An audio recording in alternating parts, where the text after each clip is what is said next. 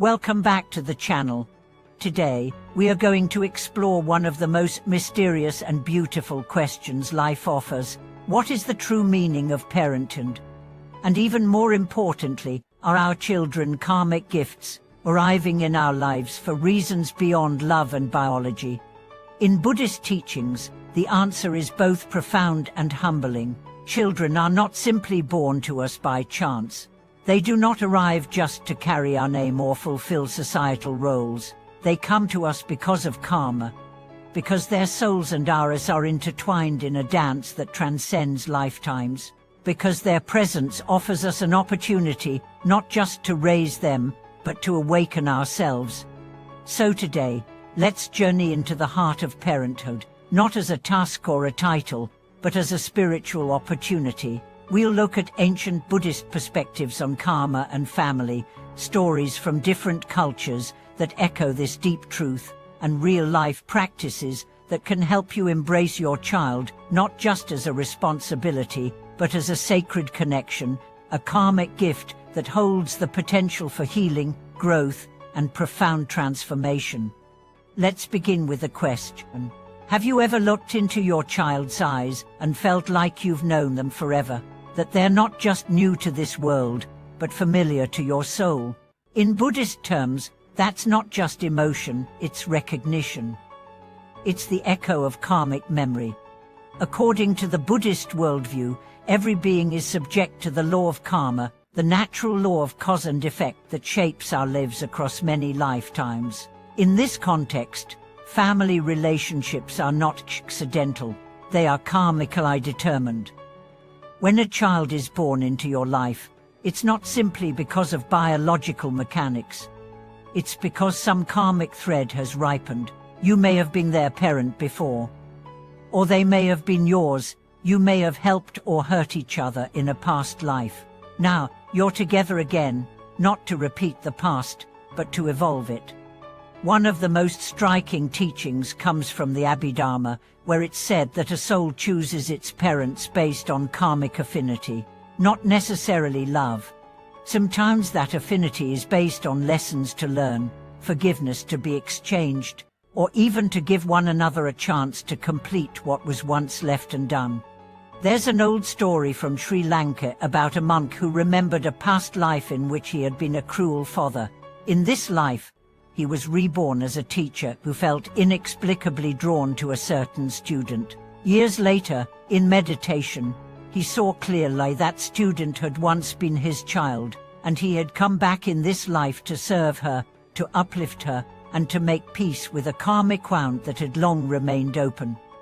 This is what it means for a child to be a karmic gift, not because they're easy, not because they meet our expectations, but because their very presence gives us a chance to awaken through joy, through pain, through the humbling work of love. Let's be clear, karma doesn't always feel good. A child may arrive who challenges you deeply, who triggers your old wounds, who doesn't fit into the plans you had, and yet, this too is a gift. In fact, the hardest relationships often carry the greatest potential for growth. One Buddhist nun described parenting a difficult child as a fire that purified my pride. She said, "I thought I was kind. Then my son arrived and showed me my edges. He didn't ruin me, he revealed me." This revelation is one of the great spiritual purposes of parenthood. Children force us to grow. They make us face our shadows. They pull us out of selfishness. They test the strength of our values. They remind us that real love isn't control, it's presence. And in doing so, they help us fulfill the Buddhist goal, to awaken. Think of the parent who learns patience through a child's disability, or the mother who discovers compassion through her child's fears, or the father who softens his anger because his child mirrors it back to him. These are not just personal victories. They are karmic shifts, transformations that affect not just this life, but the ones to come. Now let's look at how we can honor the karmic nature of our relationship with our children through practice. Start with reverence. In Buddhist countries, it's not uncommon to see parents bowing to their children on special days, not as a sign of subservience, but as a gesture of humility and recognition. You can do this silently, even mentally. Every time you look at your child, see the soul beyond the behavior. Remind yourself, you are not mine. You are a soul on a journey. I am your guide, not your owner. Next, practice mindful parenting. This means bringing full attention to the moments you share. When your child speaks, really listen.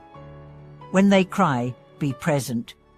Don't rush to fix, just stay with them. In Buddhist language, this is karuna, compassion in action. It heals karma not by doing, but by being.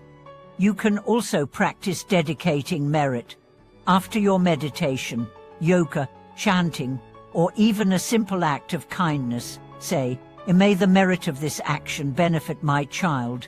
May it support their path. May it dissolve any negative karma between us. This may seem symbolic, but in the unseen world of energy, intention carries tremendous power. Consider incorporating ancestral healing. If you notice patterns repeating in your family, addiction, anger, abandonment, it's likely karmic. You can break the cycle through awareness. Light a candle and speak to your ancestors. Say, what you couldn't heal, I will. What hurt you, ends with me. May my child walk free. And perhaps most important, embrace your child's uniqueness. Their soul came here for a reason. Your job is not to shape them into your image, but to create space for their essence to unfold. This requires humility, courage, and deep listening. A child who loves quiet may have been a monk. A child drawn to music may carry the echoes of temple chants. Let them be who they came to be. And when it gets hard, and it will remember the long view. In this lifetime, you may see only part of the story, but from a karmic perspective, every act of love, every moment of presence, every time you choose patience over punishment is reshaping your shared destiny. You may not see the result now, but the seeds you plant will bloom, if not in this life, then in the next. So what do children come into our lives? To help us awaken, to help us return, to help us remember who we really are. They are not here just for your joy. They are here for your liberation. They are your teachers, your companions, your karmic gifts. If today's message spoke to your heart, I invite you to share in the comments, what have your children taught you? What karmic shifts have you felt since becoming a parent? Let's continue to build this community where we see parenting not as duty, but as dharma. Where we celebrate not just milestones, but moments of awakening.